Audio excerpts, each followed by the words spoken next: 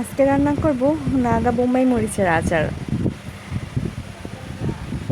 তো এই বাগান থেকে মরিচ তুলে আনছি।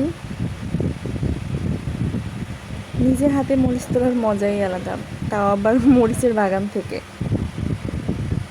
এখানে অনেক মরিচ হয়েছে গাছে, তো অল্প আমি কিছুটা মরিচ তুলে নেব, 10-15টার মতো।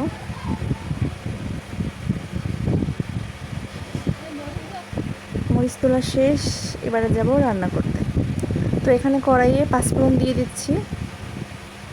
কিছুটা পাঁচফোড়ন দেওয়ার পরে হালকা করে টেলে নেব, পাঁচফোড়নটা যাতে পুড়ে না যায়। মরিচ আর রসুন, কিছুটা রসুন নিয়েছি আমি, চাইলে মরিচ দিয়ে বানান যায় শুধু। এবার পাঁচফোড়নটা বেটে নেব, বেশি মিহিন করার দরকার নেই। তো কটা মরিচ থেতলে নেব।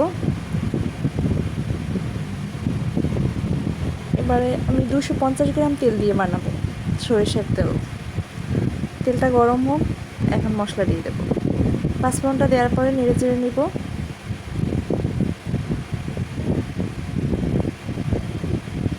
অনবরত নাড়তে হবে যাতে নিচের লেগে না যায়।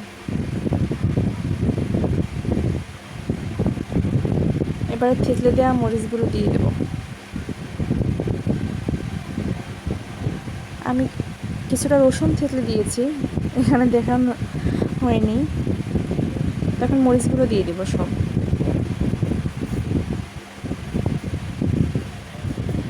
দেওয়ার পরে নাড়তেই হবে যাতে নিচে পাঁচফোড়নটা লেগে না যায়।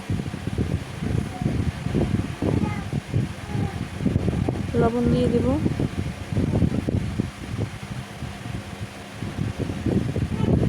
এটা খিচুড়ির সাথে, গরম ভাতের সাথে বা ভর্তার সাথে আচারের তেলটা খেতে অনেক মজা লাগে। যদিও ঝাল, এটা যারা ঝাল বেশি খায় তাদের খুব ভালো লাগবে।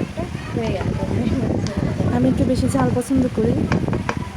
এই তো আচার বানানো শেষ, এবার জারে ঢেলে নিলেই কমপ্লিট। যে আমি সংরক্ষণ করলাম জারে, অনেক দিন যাবে, এতে নষ্ট হবার কোনো চান্স নেই।